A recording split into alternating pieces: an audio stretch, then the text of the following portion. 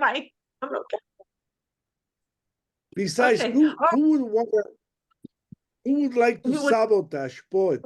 I mean, that's pretty evil in my book, you know. It's a questionable thing at best. It's I don't know, of all the things to come join and hack, that's an odd choice. Welcome to our Thursday book launch. You have already missed a very wonderful discussion pre-recording, and we will keep that to ourselves. I'm very excited tonight to welcome Juan and his lovely wife, Madalasa Mobili. And I am going to do a brief bio for both of them, but we get to hear about their collaborative chapbook called Three Unknown Poets. Remember, you can ask questions when we do Q&A, and if there's anything that resonates with you, put it in the chat section. I'll be making sure that Mada and Juan get the chat section as well, and I will be recording. Obviously, we've started a recording. If you'd like to read open mic, love to hear you. I have a small list. You're welcome to send me a message if you would like to read for open mic. And we are open to, what's been published, what's still a work in progress. If you need me to pause the recording for any reason, I'll be glad to do so. Just let me know and we'll pause it. Madalasa Mobili was born in Detroit, Michigan, and has lived in New York for more years now than in Detroit, which makes her, of course, a New Yorker. Madalasa is a meditator and cook and chanter of sacred text. Three Unknown Poets is a collection of back and forth writings with her husband and partner, Juan Pablo Mobili, who is here. Juan Pablo, who we've already celebrated with his book, Contraband. And if you missed that, you can find it on the YouTube channel. If you just look up Malika 88838, you'll get that recording. He was born in Buenos Aires. His poems have appeared in American Journal of Poetry, Hanging Loose Press, among others, and as well as publications across Europe, Asia, and Australia. A reminder just to mute yourself when we get to them reading. In addition to this, his work has received multiple nominations for the Pushcart Prize, and his chapbook, Contraband, was published in 2022. Most recently, he has been the guest editor for the Banyan Review's Spring 2023 issue, which, and 2024. Yeah. He is also, and we are celebrating tonight their collaboration. So I'm going to turn it over to you two, and I will mute myself shortly. And let me add, there we go. Yay, I have y'all together. Wait, let's see. That should do it. There we go. Welcome. So glad y'all are here to celebrate. I'm very excited. I'm very excited too. Thank you so much, Malika, for putting this together. We wrote this, let me look at the date here in our book. It was a while ago, 2017. So, whoa, that's 3 + 4 is 7 years ago. Lucky number. So what Juan and I decided, we went to our favorite Vietnamese restaurant today and kind of, put this evening together. And the book is entitled Three Unknown Poets. And in the book, you hear about Juan and I, the two poets, but then you hear about these three unknown poets, which you'll hear more about as time goes on tonight. And so there's a preface. So I'm going to read Juan's preface, and Juan is going to read my preface, and then we'll go into the poems. And in hearing the prefaces, you will get a better understanding of what the book was about and what the project was about. So here it goes. About the poets. It all started with both of us sitting at our table on the porch, facing each other. In my recollection, she said something I thought would be a wonderful beginning to a poem. She said something like, "Why don't you write it?" and emailed me the line from her laptop to mine, both so near each other they almost touched. I received her line and wrote a line immediately underneath it. Not quite a response, nor a strict follow-up, but a sentence that could sing along with hers. Before we knew it, we had a whole poem, our first collaboration. Out of those emails flying back and forth, each one line longer than the one before. This happened a few years ago, and now we have enough poems for a far more generous collection than this chapbook's offering. We chose 12 poems, the ones we thought most accomplished and representative of our three poets. Let me explain. Something else occurred to us rereading and revising these poems.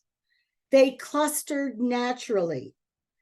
The mood, tone, or lyrical inclination of our poems tended to be constant in some, yet quite different in others. We concluded that there were three distinct voices we were invoking in our poems, and decided that it would be fun and practical to give each cluster to a poet we invented. That's how our three unknown poets came to be. Pepe Pecan, our Catalan poet, and our firstborn. Harriet Morganwood, a poet of the American Northeast. And Salma Basri, a poet from the Middle East. All of them poets in their own right, or at least in our imagination. All right, and now I'm going to read Madalasa's preface. You may also notice different levels of self-awareness about why these poems came to life. I don't quite remember what it was that was bothering me that day, but Juan had been on the road for much of the past year, and I was most definitely feeling disconnected, to him in particular, and with just about everything else in my life. When Juan was home, he seemed preoccupied, aloof, always eager to pack his kit again and hit the road. I was generally pissed off, but truth be told, I was lonely. One night on the back porch, having cocktails with each of our faces buried in our computer screens, it suddenly became painfully apparent to both of us that if we didn't interrupt this middle-aged malaise, we might as well pack it in for another, newer, shinier model of our third chapter relationships. I can't remember whose idea it was, but we decided to do something crazy together. We decided to write a poem. The game's rules were pretty simple. One of us would send a line on email to the other, and then another line would be sent back. Editing was not allowed until the end, and the recipient of the line had to work with the line exactly as it had arrived. We would go back and forth until it was clear to both of us that the poem was finished. The fun would take another turn when we got to slash, dash, edit, change, and delete until the poem was complete. Mysteriously, we both knew at pretty much the same time when a poem was complete. This is how I remember the birth of three unknown poets. Pepe, Harriet, and Salma came later as our voices began to emerge into three very distinct takes on the stuff of life. In the simple process of writing poems together, we were able to reconnect, and in the process, we met three amazing beings, all some piece of ourselves, that helped us rediscover one another.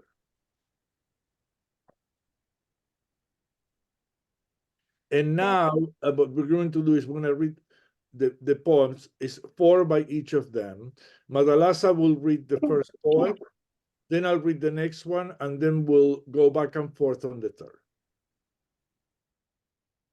Okay, the first poet I'm going to read is Harriet Morganwood.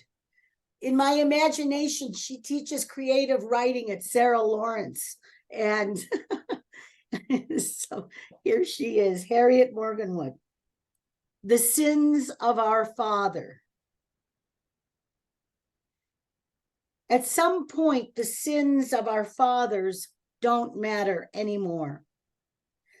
Imagine butterflies flying in formation and forgiveness, fatigued and gracious, having accepted their whole lives in only one day. One winter night, my father held me as I gasped for breath. My mother left the room for us to find our way. I fell asleep that night in my father's arms and haven't slept so perfectly since. My father was a butterfly when he died, a day the peonies still remember. At 2:30 that afternoon, all the pink petals fell to the ground, beautiful, like forgiven sins. The little black and white TV in my parents' bedroom burned steadily like a pilgrim's small fire. My father was difficult to tread. He could be the wounded deer or the leopard pouncing on his prey. Lucky the child whose mother knows when to leave the room. Lucky the lungs that get to breathe their father.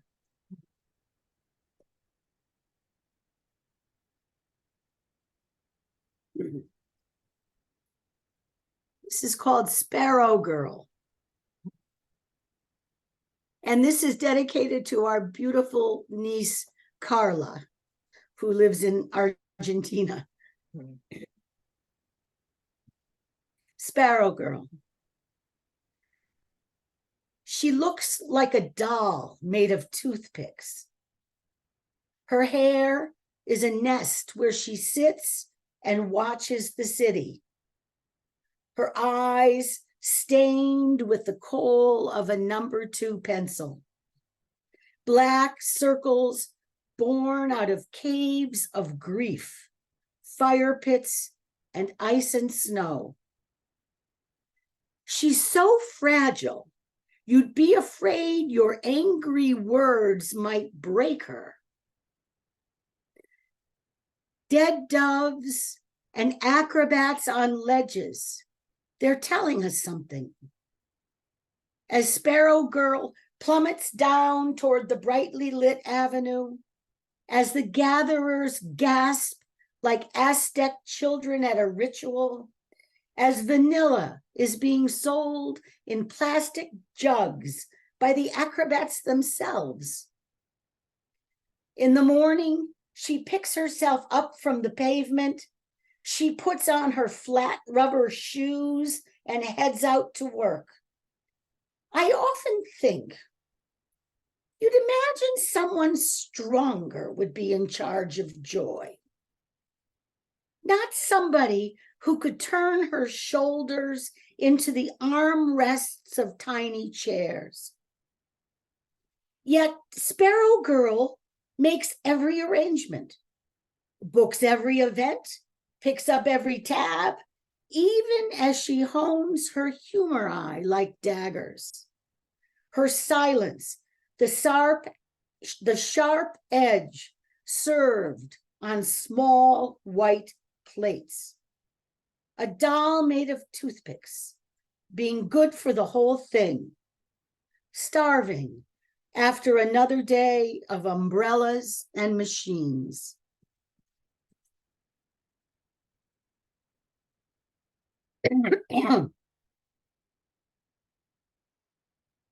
This is Predators. Most of the photographs are predators. She takes photographs of birds. At night, in her room, she writes notes in the margins of small notebooks.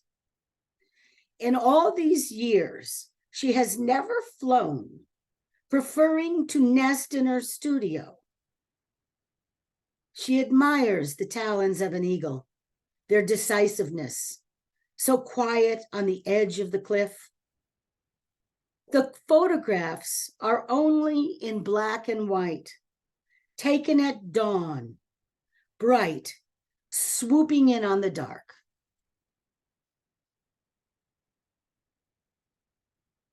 And this is the final Harriet. This is actually a true story. We had a dog, Maddie. She was a black Labrador retriever, and I used to walk her on the trail that went up to the heading north to Albany on the Hudson River. And this is called "To the Shy Girl and the Woman Who Fell to Her Death." In loving memory of sweet Colleen and her shy girl dog, Gemma. A woman from Dublin and her shy friend wandered the river path heading north, and they never came home. Who fell first at the high edge of the riverbank in the deep snow? It is a mystery. I wonder whose silenced blood first found its way across the ice. It is said that before dawn, coyotes hear a shy girl wailing near the river, a call to the last wild winter and the last snow.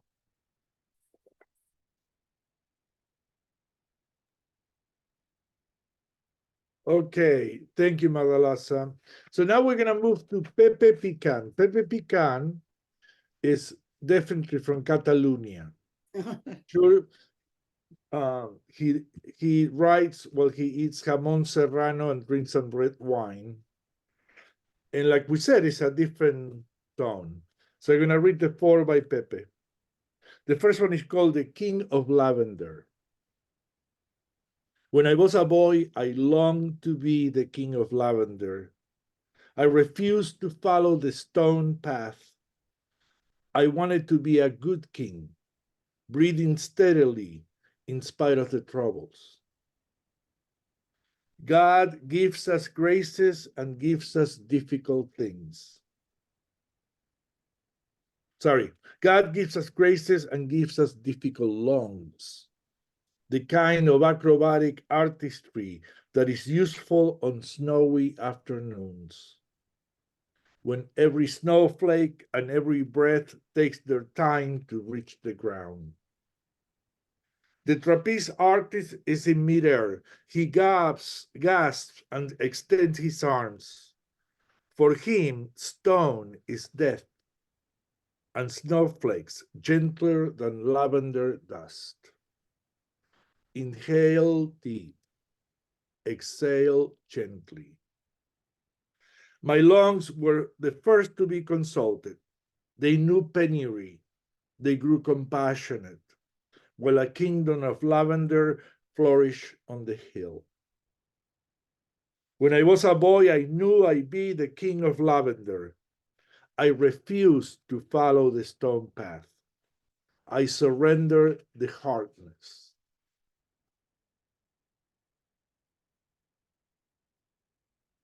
The spider. The spider who lives on the front porch refuses to be swept away. But she doesn't come and tell us. She weaves instead when we're not there. It is useless, however much we sabotage. She's committed to repair, to set up shop, to get on to the business of protecting her house. She's asking to coexist. Her whole world fits into whatever we do not notice.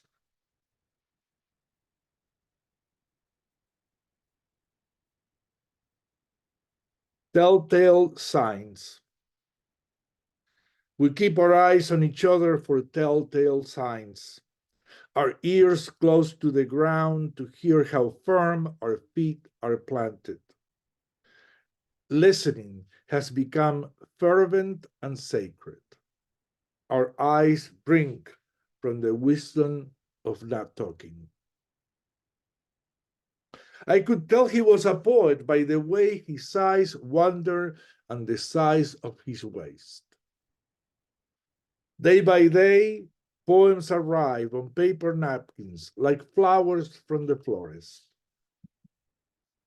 I could tell she was an actress by the way she tasted every word she spoke. Day by day, she made my life a misery without her. The night's steady breath is the promise of another poem. Words that travel in silence like trains when dawn breaks. The gentle thrum of morning bird song prepares us for the rising. And this is the last one by Pepe, thank you. It's called The First Time I Saw James Dean. I still remember the first time I saw James Dean on the big screen. Once he rode into the frame, even Natalie Wood disappeared. It was Rebel Without a Cause in the church basement one Sunday afternoon. A lonely seer, an angel in all its contradictions, a rider along an infinite highway. He looked at women and they melted. He looked at men and they felt the bleakness of their lives. Back then, I did not catch the desolation in his eyes, that horse of death on his pupil. I wonder what it's like to be defined by others, to be so full of talent and tragedy, so young, so suddenly finished, riding to his death on a motorcycle or a horse, defying life itself in the basement of a church. Thank you.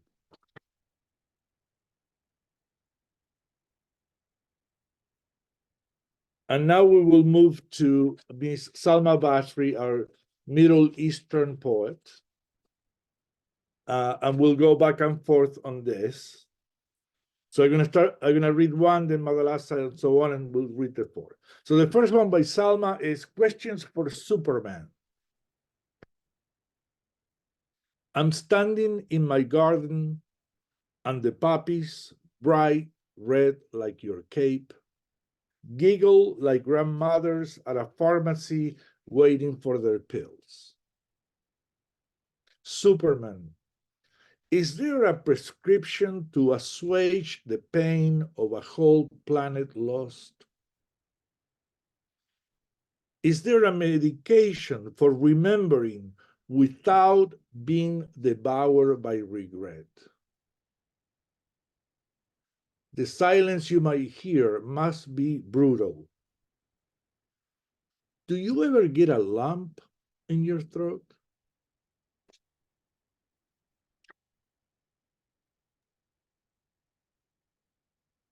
And this is entitled, I Wonder If Allah Was Away When I Left My Message.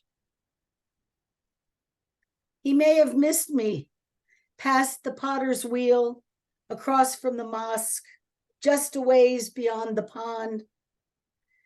The potter is a Christian, and we both are made of clay. Neither one of us looks each other in the eye.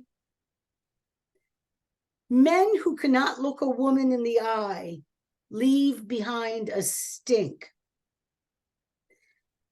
I wonder if my message got erased. Does he have any idea how wounded I am to be a woman in this world? All the dresses those abayas, all the books and blankets, our patience of water shaping a stubborn rock. The answering machine is old and full of pleading and lamenting. The potter's pots are hard and indifferent, like the stink of a man when he's not looking at you.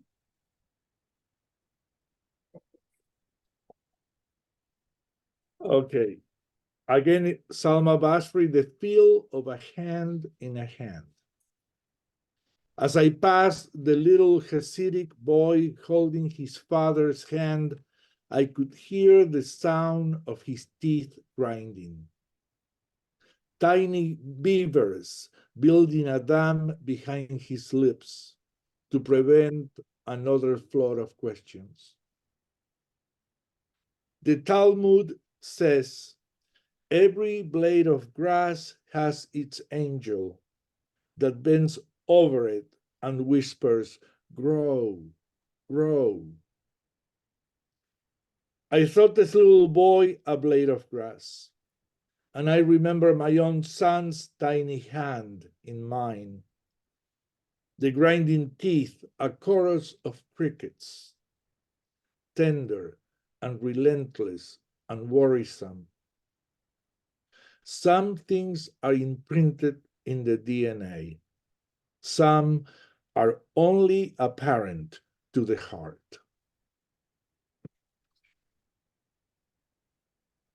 And this is the final psalm, Salma Basri. I don't remember what I said, but it dove into the water. I don't remember what I said, but it dove into the water without ever considering how shallow it could be. I wrote a letter to a young man this morning. The day is hot and dense and shows no signs of breaking into song. A letter only an old woman could write. Be kind, tell the truth, don't steal. We say things as well intended as white doves. We hope the laurel in their beaks wish everyone well. We also listen as the eagle's talons ready for the kill. Be kind, tell the truth, don't steal. The sky is feather white and red with bloody dialogues. I wrote a letter to a young man this morning. I asked about his mother. Is she well? Are you kind to her? I hope he still carries a leaf of fresh laurel when he visits her. Ooh, thank you all so very much. I'm gonna ask everybody if you want to unmute and just spend a moment of saying thank you. Oh, that was awesome. That was wonderful. That was Thank you really so lovely. much. Thank you so much for that. Yes. That was beautiful. I loved all of them. There we go. Yeah, I really was blown away by the varied voices, the three, and how they became identifiable. And I think if I saw the poem, I would probably know who to attribute it to. And I do also say for a moment, we have the queen, what I call the queen of alter ego poems, which is Carolyn Wright, with her Eileen. And I just think that's really, really awesome. I loved hearing also about your process. And so thank you for that information. Do people have questions? Yeah, it was a beautiful reading. If you have a question, feel free to jump in. I was wondering, did you both write the titles? Mostly I'm the title person. It seems like I have a particular facility with conjuring up titles, but I can't remember who wrote who, but generally I tend to come up with the titles. Okay, and did you say you wrote every other line? You passed it back and forth? It's amazing. Yes. Yeah, there's a caveat that we wrote, was a line each. And by the way, at the beginning I said that we made a rule. Madalasa made a rule. You have to work with the line before. You cannot change it because she would send me a line and I would go, really? You want me to work with that? Always. He rejected every line I sent. And then finally I said, you have to take what you get. And it was the best advice I ever got. So, but I would say, so back to your question, Deborah. So it was a line each, right? And Right. then, but when we revised, it was a poem. So we kept what we kept. So maybe some lines, there are poems that are, it's like, with the understanding that it's not the same, but it's like Lennon and McCartney. Some songs are more Lennon, some songs are more McCartney, but all of them has both of us. Yeah. And can you remind me, did the personas come after you wrote everything or before? After we have a big pile of these things. This process went on for a while. One was on the road for a long time. And this was really our connection. And so we have a big pile of them. But then as we decided to, condense it into some kind of a chapbook, we started to see a kind of a, like in the preface, different feelings, different tones. And then we played around and, like I say, Pepe was our firstborn, our special son. But I don't know where they all came from, but they just kind of emerged. It was clear after, a bunch of them that you could cluster them. There were different moods to some, but there were some unities. So that's how we came up with it. And first was just a practical thing, just to know who to ascribe the poem to. Is this a Pepe? Is this a Harriet? And it grew from there. And we probably have it more than enough we have at least another 50. We wrote for about 4 years before we published the 12. I have a question. You may have already answered this, and I apologize if you did, but was this every day or every other day, or you just sent a line? What was the time frame? I don't think there was any kind of real strict time frame, but they really did, especially in the beginning. They came back because we used this more, I think, at least for me, in my experience. I can't speak for Juan, but we used it really for a way to support our marriage, because our marriage was not in great shape at that time. He was gone a lot. Like I said in the preface, when he was home, he was unpacking and doing his laundry and packing again. And I was taking care of our 3 boys. And so, it was really just an exercise in trying to rediscover one another, because, we lost each other for a while. And rather than go to therapy, because as you know, the Irish don't do therapy. Writing poems was the best solution. And so, something would come and I'd shoot him off a line, and then he'd answer when he did, usually pretty promptly.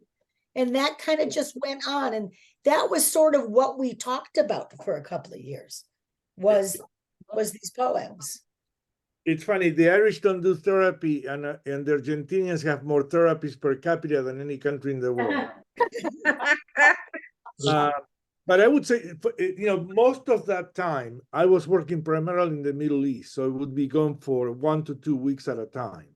And there was a difference of time zone. So there were poems that I would write a line in the morning, she would answer when she woke up, I would answer at midnight or the next day. And then there were poems on weekends that we finished the draft, in one sitting. But it was really like when we thought we had a good line, not so much we need to finish X number, by such day. I have a question. First of all, I forgot just how beautiful those poems were, and I'm so happy to hear them again.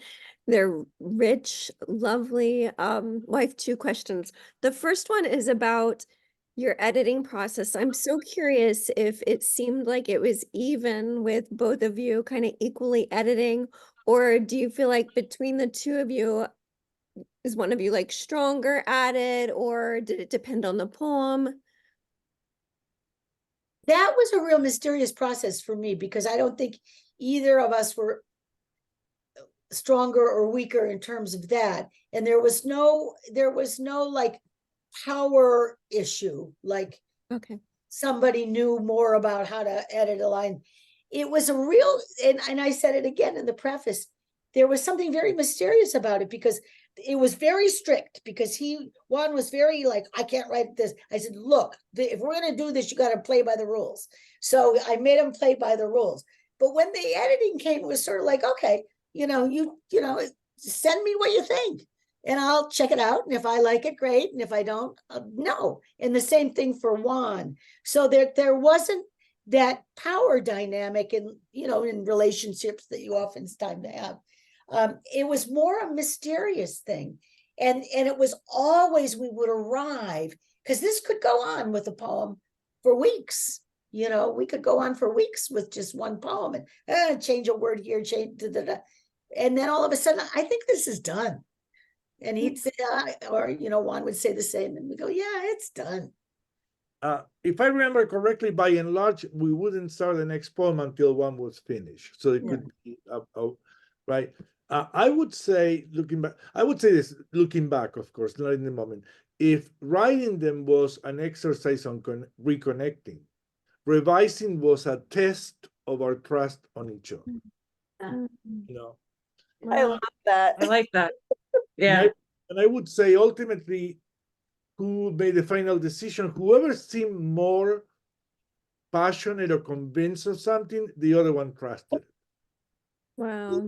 So she said that at the time I go, I'm not sure, but I'm fine with that. Let's go with that. And then I go, great, that was excellent. And she did the same, right? But it was pretty, it was grace, really. We didn't fight, it was really, was a good dialogue, I would say. I love the word you just used, Juan, because that's what it felt to me. It felt like grace.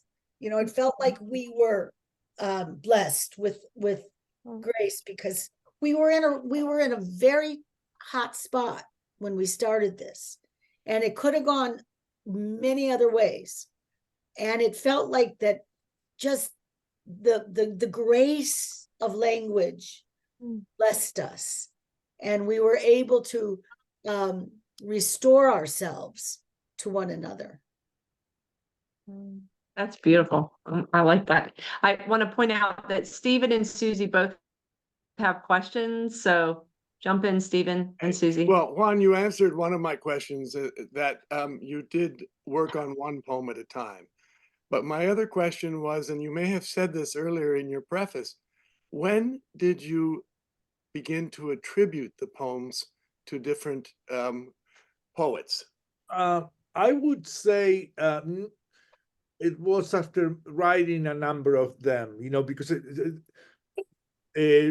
these 12 were the ones we liked the best, but we had written maybe, I don't know, 25, 30, and then I said to Madalasa, it's interesting, can you see that these have a lot in common with each other? This seems to be, I wouldn't say harsher, but they're more stark. These are more romantic, and we tried to play with that, and then we came up with these alter egos. So was the poem, was it a post poem? Yes, attribution? Yes. You didn't get to the point where you would say, hey, I'm feeling this is okay. Maybe we felt it during it, but one thing I think we tacitly agree was, let's not start by saying, let's write a Pepe poem now, or let's write a Harry. Okay. Let's see what happens, and then it may belong to one of them. So my last question is for Madalasa. Are you McCartney or Lennon? I'm McCartney. That's what I thought. Yeah. Thank you.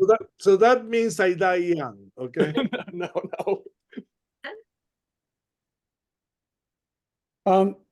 Just a question.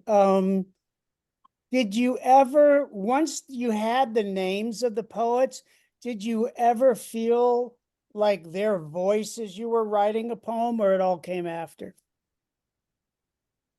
Like, did you ever feel the voice of Pepe inside, or I think so. Harriet? I think I felt more Harriet than Juan. And I think Juan felt more about Pepe than me. And I think we both, given our relative new experience with the Middle East and with all things Middle Eastern, we both kind of experienced Salma together. That's how I see it. I don't know if that's how you see it, Juan, but No, I yeah, definitely was Harriet. There is a kind of very harsh bleakness to Harriet that Juan does not embody. and Pepe, you know, he's in the basement watching James Dean, you know, and so they are all aspects of ourselves. yeah, But I think that Salma certainly is a combination yeah. of our new. That was back in those times. That was the first time we experienced the Middle East and all of that, which is very different from the United States, obviously. And so those came from a really new way of looking. Yeah. Mm. You know, when we were reading them, I was thinking how sadly poignant they are today. Because in a sense, Salma is not a rigid poet, right? But anyway, what I would say to you, Harry, is that I remember once or twice, either her, Madalasa or I, when we were revising, saying something like, "That's not a Pepe line," you know, or Harriet would not say it that way. You know, once we felt that, so it helped inform us if at some point to say this is a Harriet poem. You know, that's all I wanted to add. Yeah. Susan, you had a. I did. I was gonna say, but actually, Stephen, you asked my question, and Juan and You know Madalasa. what? Ask again, and I'll answer it differently. Okay. But I guess first I want to preface it that hearing the two of you read these characters and read each other's introduction was really extraordinary. I have been blessed with your book and I've read it, and it's very different hearing you read it. It's just so powerful because the process comes through and the dynamic between the two of you. So I'm really loving that. And then my question was, yeah, once you got that going and how very different each of your introductions were, how did you determine that these were characters and not just a collection of poems? But I do think you answer that, unless you want to add to it, but that was my question, and Stephen, you asked it too. So yeah. Madalasa, you want to add something to that? You know, now that you ask it, I don't even remember when we determined, okay, we're going to put this bunch here and this bunch there and this bunch here.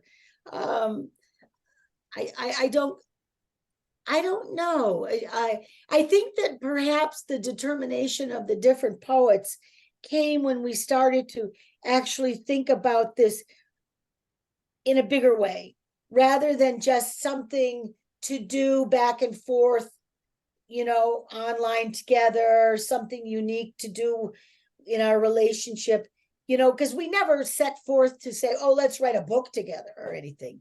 You know, at that time, you know, Juan was certainly more thought of as the writer than I.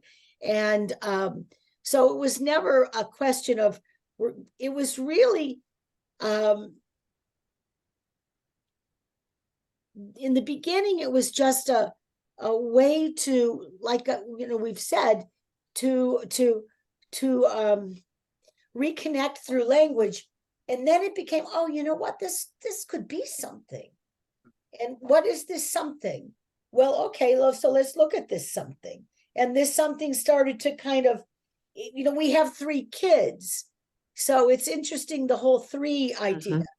And you know, and we have three sons, and they each one couldn't be more different than the other.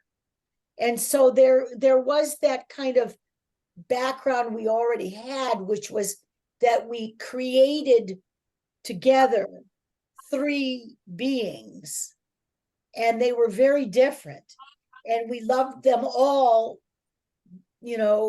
completely and differently. And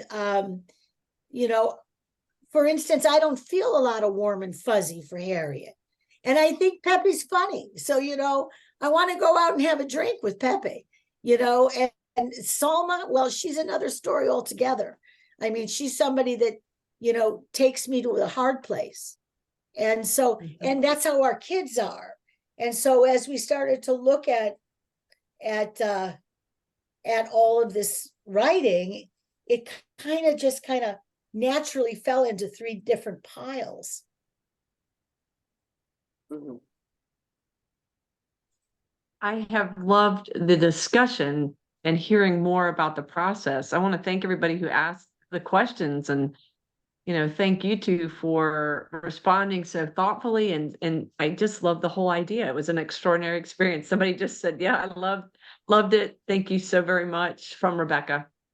If we don't have any more questions, we can once again thank you guys so very much for sharing 3 unknown poets and the process behind it, and so much of yourselves in the discussion. I deeply appreciate it. Well, That's thank awesome. you for having us. It's been so much fun, and I'm so glad to have been with you all. And thank you for listening.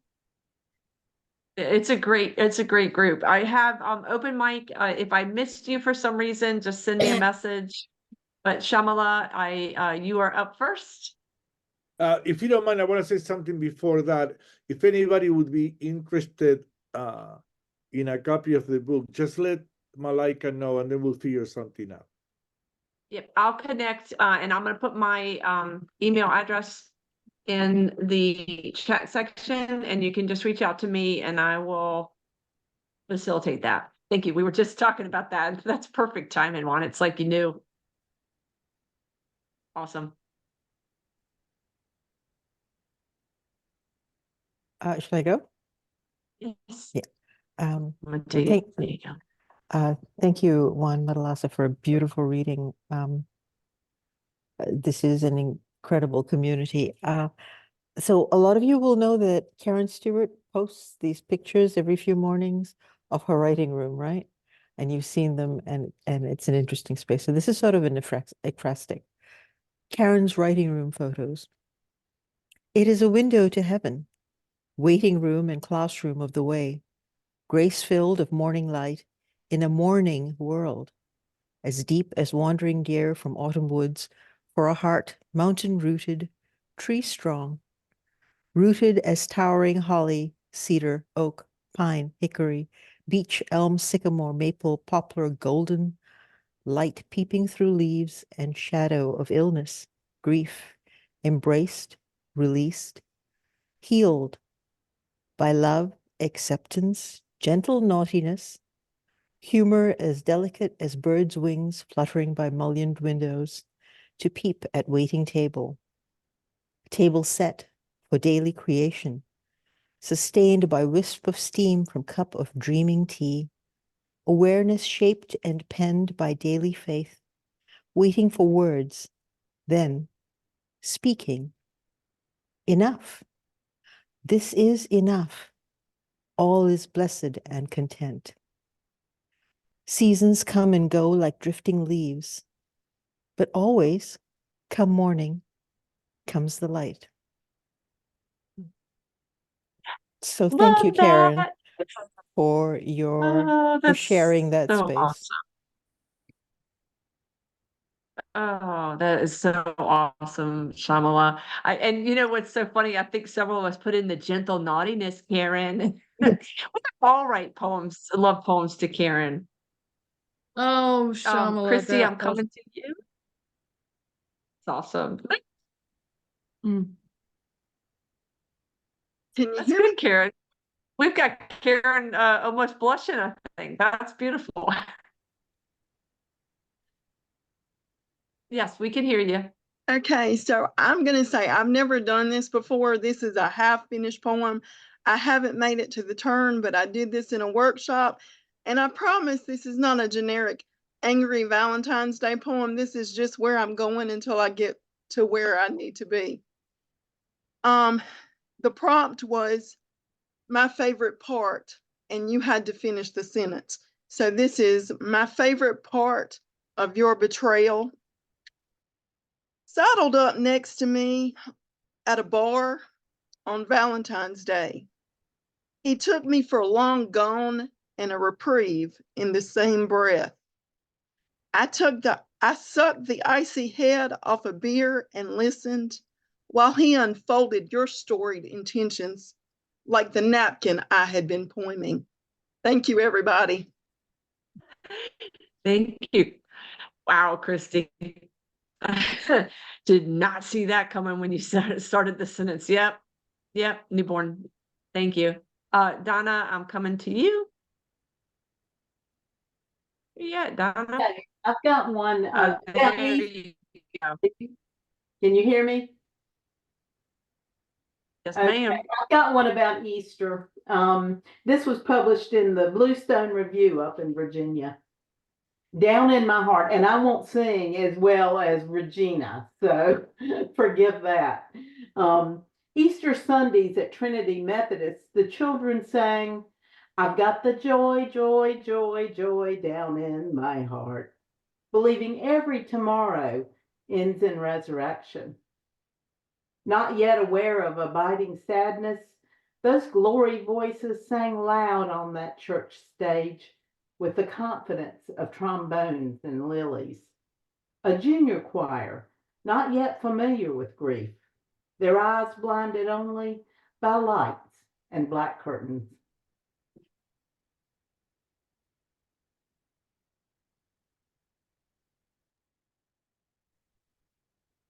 I'm talking and I'm muted. I was saying, Donna, I love the confidence of trombones. That had me. Oh, that's so good. Karen, are you prepared? Can you talk to us? I'm a blob. Shyamalan. Oh my goodness. Yeah, okay. Wow, I was really moved. Okay. Here's my poem. This is a poem that I wrote. Actually, Regina, I'm sorry, you've sort of heard this one already. I wrote this during a prompt writing session. I think it was this week. In response to a poem called Lovesick by Major Jackson, although my poem has nothing to do with that poem, it's a beautiful poem. Anyway, I just go to my crazy head when I read somebody else's work. So this is Stop Stopping. Stop Stopping. Stop holding your words back. They are mighty enough to hold their own. Take that golden key you've been wearing around your throat and open that rusty lock on that sagging gate and let that gate moan. Let that gate swing open. Then dismantle that fencing and turn your words loose, really loose. On paper, for starters, bleed if you must. You must. Then fold, then crease, then rock and release those paper airplanes to fly high and land where you can't even possibly begin to imagine. Stop holding your breaths. They will leave you eventually. Your breaths are poems. Breathe them in and release. Exhale. Karen, that was gorgeous. And I'm really excited because I think that we just saw the beginning of Donna and Regina's poetry choir. So I'm down, I'm in. And we are ending with our glorious, I can't wait, our glorious moment of having Regina as our final poet for open mic. There you go. It's interesting. So now I feel like I need to sing something, but I don't have a song that goes with this. Well, I do, but it's just a lot. We're going to get it together next time. song coming. Actually, this poem was inspired by probably the same poetry session that I was in with Karen. It is a response in regards to poetic method, I guess, more so than any content within the poem. But it was a beautiful poem. Karen is right. This I actually want to dedicate this to Caroline. It's called Beyond Life. Beyond life, there lives more. Beyond more is an energy that holds souls. Beyond souls are unbreakable skins saved for later. Beyond later, there is a place that peace resides. Peace resides later. Now I place later in the calm space of my mind. Now my mind is fixed on making a life. Now my life requires the building of legacy. Now legacy is what I strive to instill with words and deeds. Words and deeds are my legacy. For soon, there will come a time, for soon time as we know it will be no more. For soon no more weeping and wailing. For soon wailing will fall on deaf ears, dissolve as drying tears. Drying tears soon silently disappear. One day, I will lift my eyes into hills I've never seen before. One day beyond now and beyond soon, one day I will see the face of my mother flinging open hidden doors. One day in strengthened skin, unscathed, gentle, brown smooth. One day I will see my grandmother holding baskets of buttered bread, calling me to her sky. One day I will see she who called me dear, save me space in her by and by. This is part of the heaven I see, a scroll from this book of black light prophecy. Skin so holy, skin so free.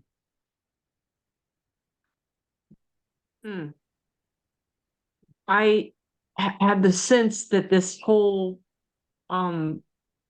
evening has been about building bridges to one another, and I feel like Madalasa and Juan's poems started that whole conversation, and that y'all just continued it in open mic. And I just want to say I'm really so happy I was here for it.